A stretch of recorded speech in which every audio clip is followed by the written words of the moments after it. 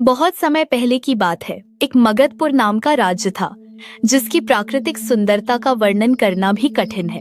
चारों ओर हरे भरे वन, कल कल बहती नदियां और हवा में फूलों की मीठी सुगंध।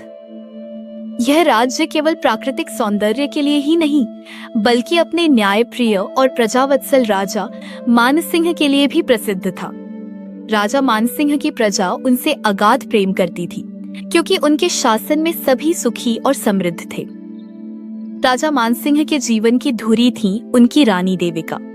उनका प्रेम ऐसा था जिसकी मिसालें दूर दूर के राज्यों में दी जाती थीं।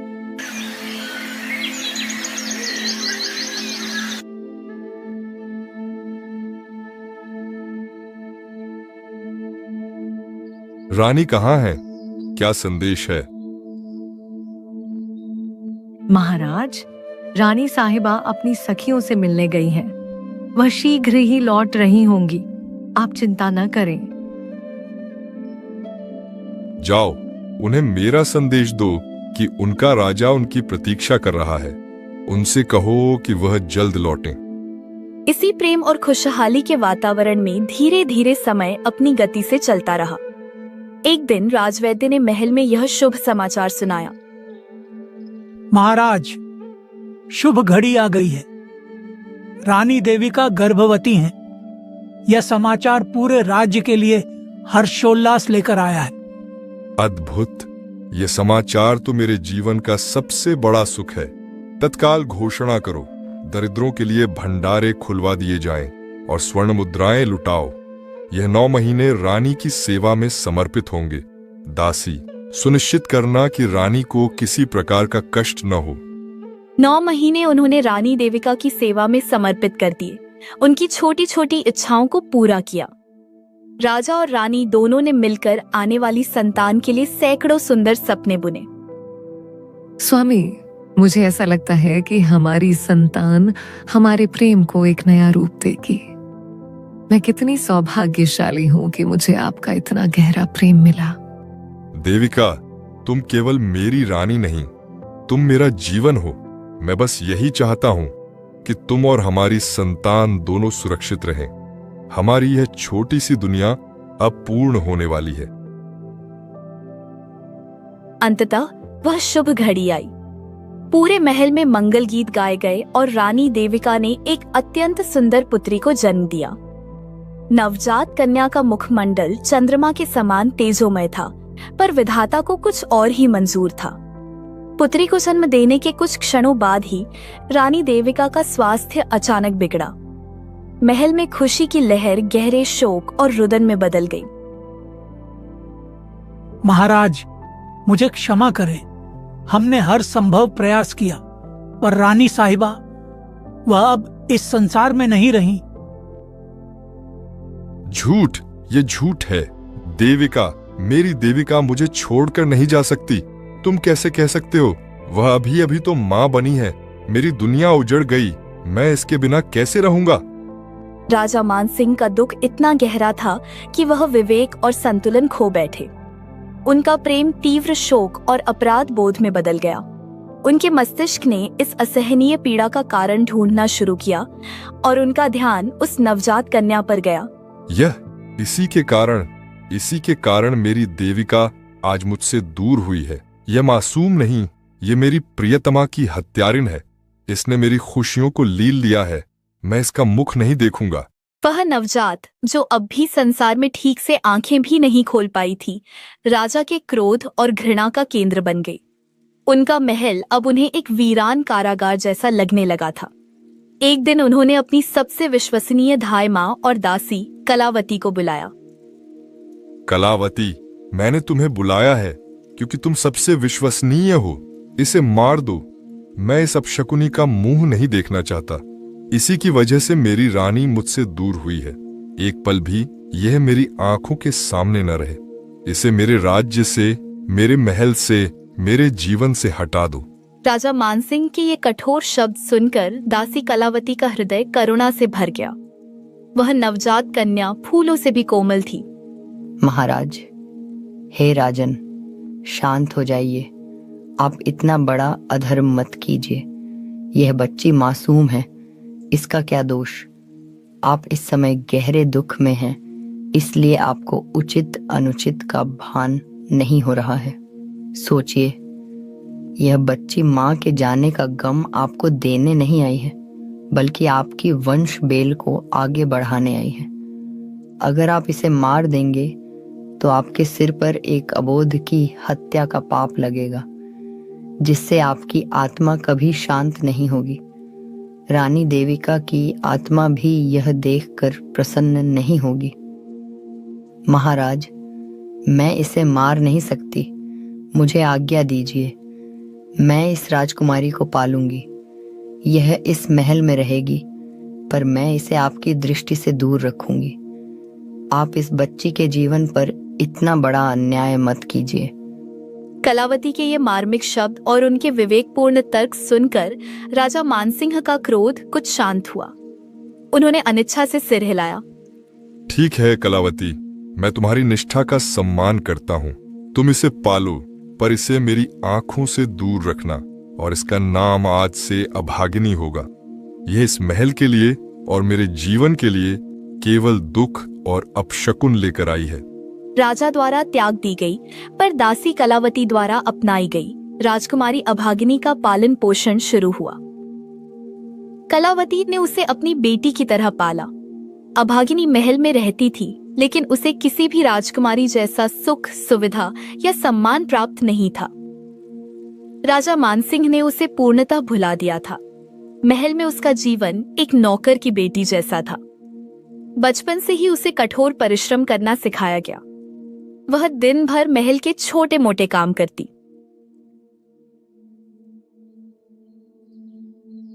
ओ अभागिनी, ये क्या कर रही हो? ये फर्श अभी भी साफ नहीं हुआ है। तुम तो सचमुच एक दुर्भाग्यशाली लड़की हो। जल्दी काम खत्म करो। जी, मैं अभी करती हूँ, मुझसे गलती हो गई। राजा मानसिंह की दुत्कार और तिरस्कार तो उसका रोज का हिस्सा बन गया था। अभागिनी अपनी नियति को चुपचाप स्वीकार कर चुकी थी।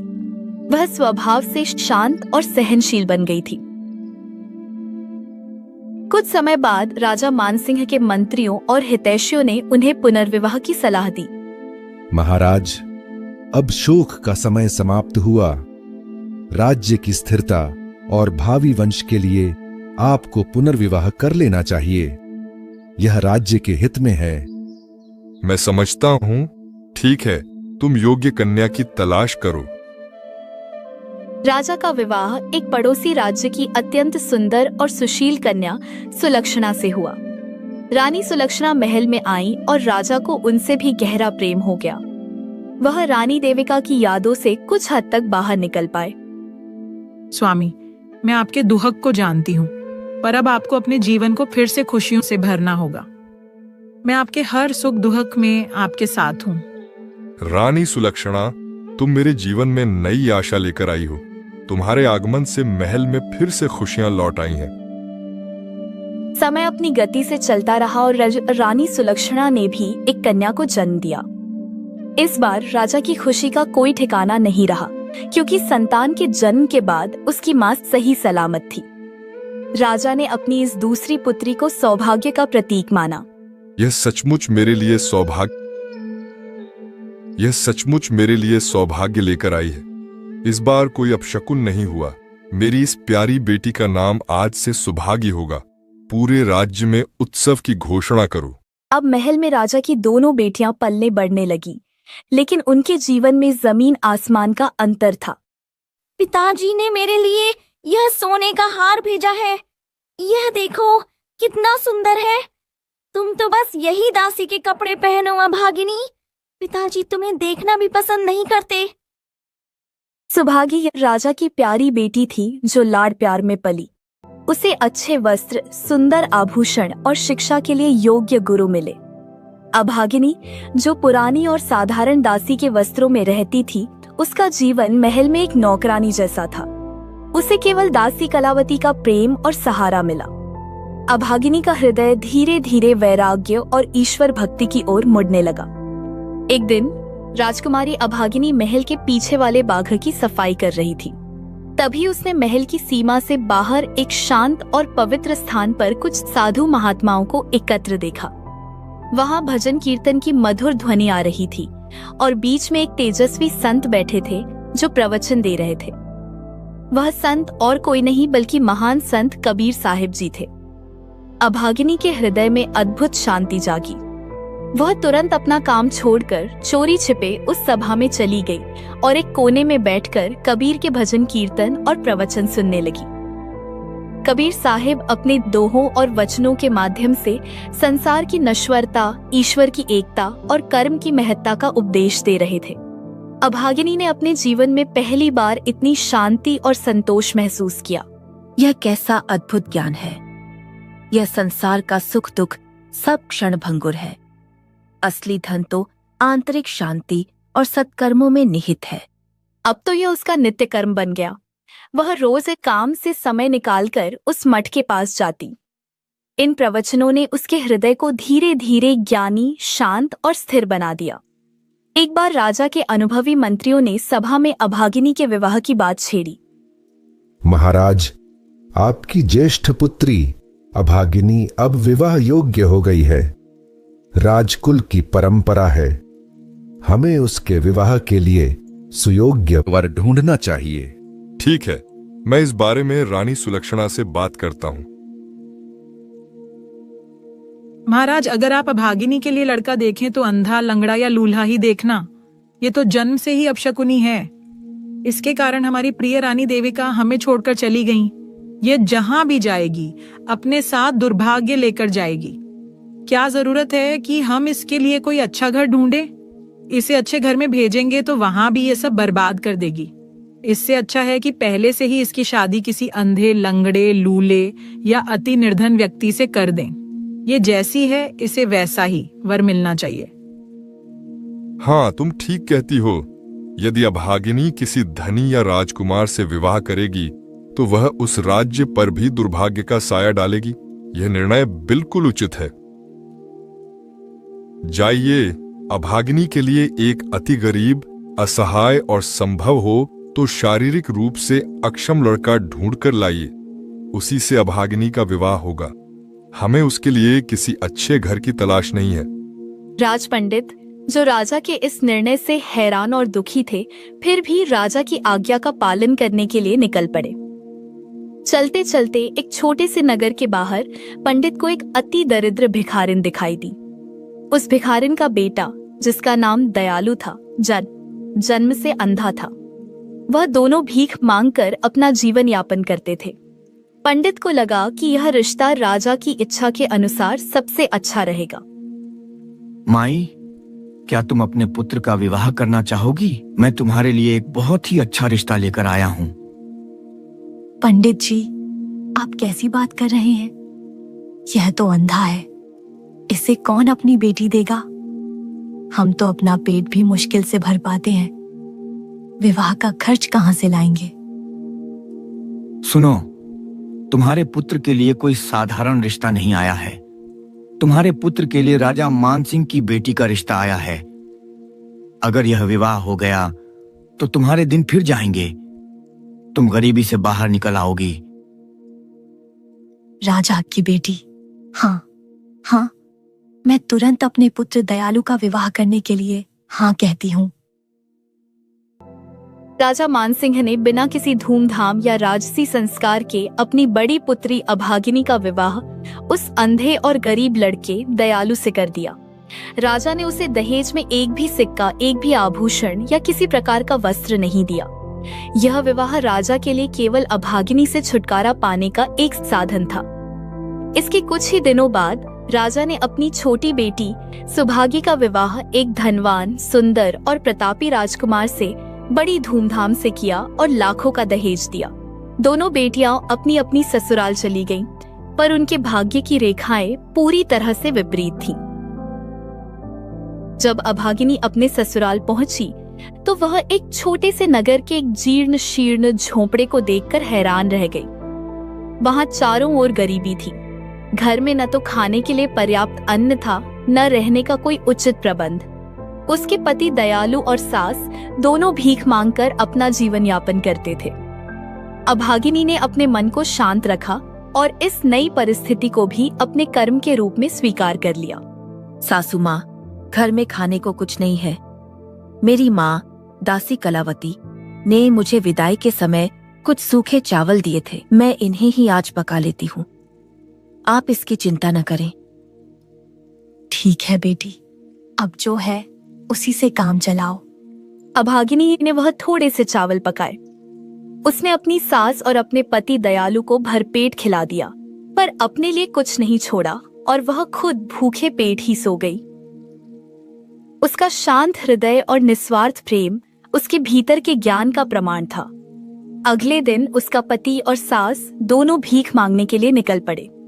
अभागिनी ने घर की सफाई की और दोपहर तक उनका इंतजार करती रही।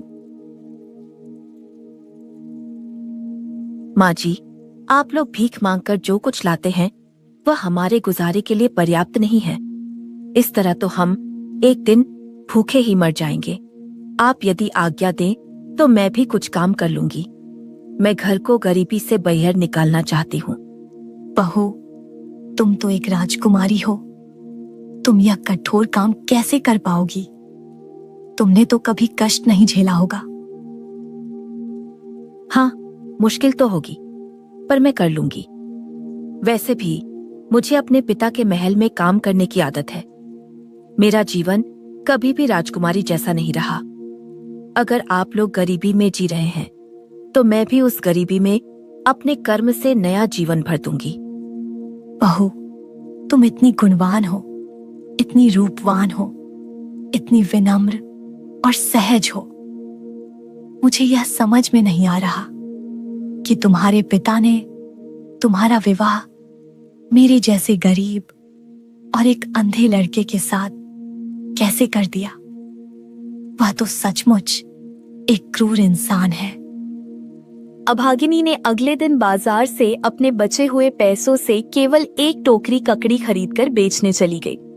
उसने ककड़ी को बहुत सलीके से सजाया और एक शांत स्थान, जो कि कबीर मठ के ठीक सामने था, वहां बैठकर ककड़ी बेचने लगी।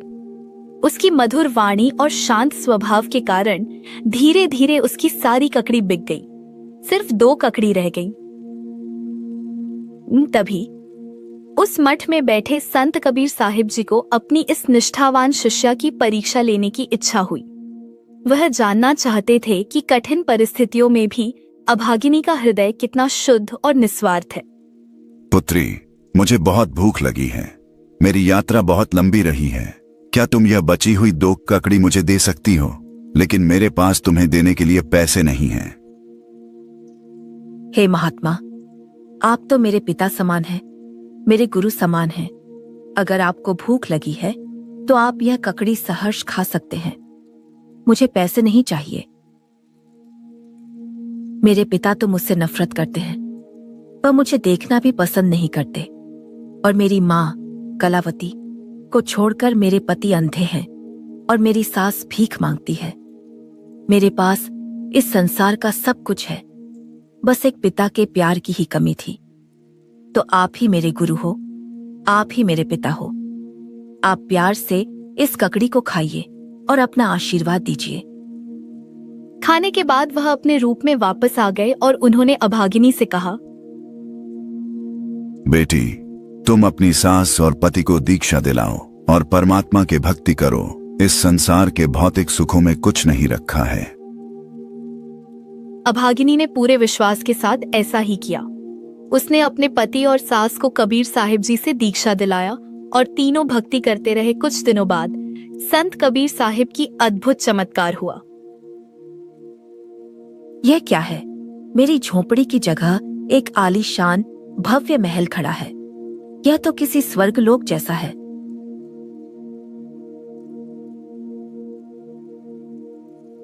बेटी, यह सब क्या है? क्या हम स्वप्न देख रहे हैं? माँ जी, यह और कोई नहीं, यह गुरु जी की कृपा है। वह पूर्ण परमात्मा है। मैं उन्हें पहचान नहीं सकी थी।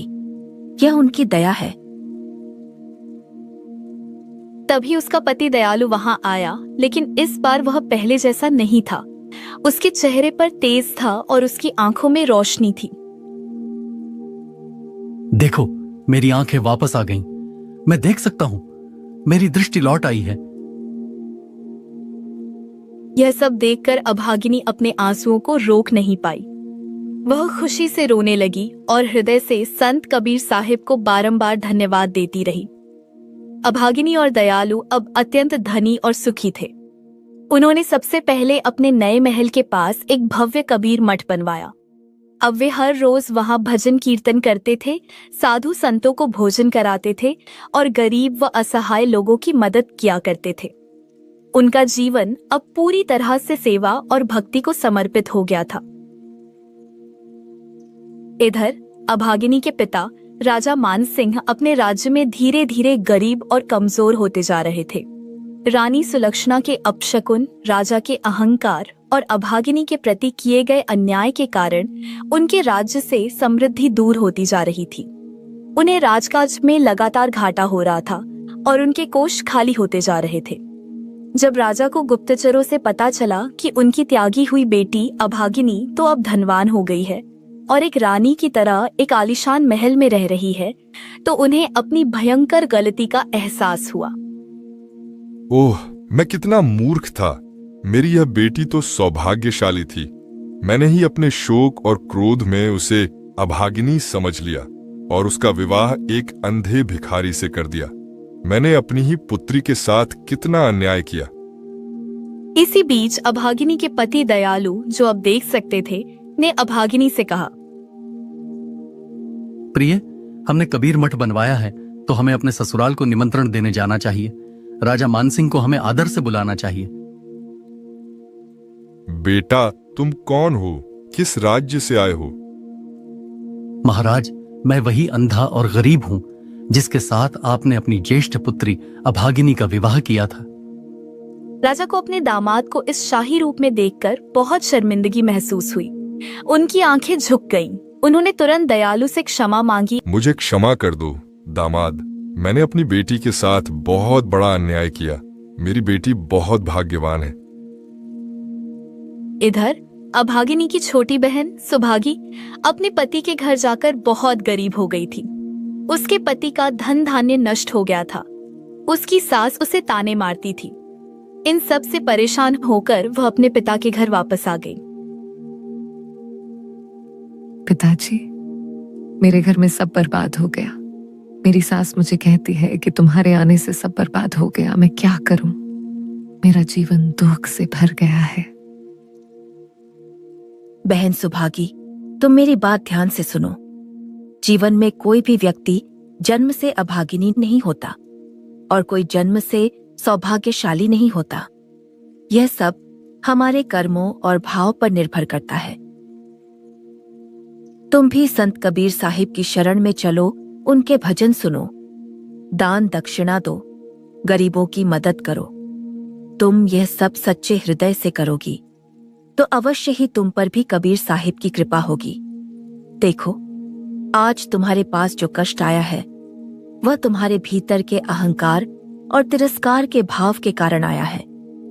मैंने भी बहुत कष्ट सहा, पर मैंने सेवा और निस्वार्थता को अपनाया। अगर तुम्हारा कर्म अच्छा रहेगा, तुम्हारी भावना शुद्ध रहेगी, तो तुम्हारे घर में सुख और समृद्धि का वास होगा। तुम ईर्ष्या और द्वेष को छोड़कर संतोष और सेवा को अपनाओ। अपनी बड़ी बेटी की यह गहन शिक्षा राजा मानसिंह को भी एक बहुत बड़ी सीख मिली। उन्होंने भी अपने दामाद दयालु और बेटी अभागिनी से कबीर भक्ति के मार्ग को अपनाया। फिर सुभागी ने भी अपनी बहन की बात पर ध्यान दिया और संत कबीर के वचनों का पालन करना शुरू कर दिया। धीरे धीरे वह भी पुनः धनवान हो गई और उसके घर में खुशहाली वापस लौट आई। संत कबीर साहिब की कृपा से राजा मानसिंह, रानी सुलक्षणा, अभागिनी, दयालु और सुभागी सब लोग फिर से धनवान, सुखी और भक्तिमय जीवन जीने लगे। इस कहानी की शिक्षा यही है कि ईर्ष्या, अहंकार और द्वेष से भरा जीवन काल हमें दरिद्र बनाता है, जबकि सेवा, सद्भाव और निस्वार्थ कर्म ही हमें सच्चा सुख और सौभाग्य प्रदान करते हैं।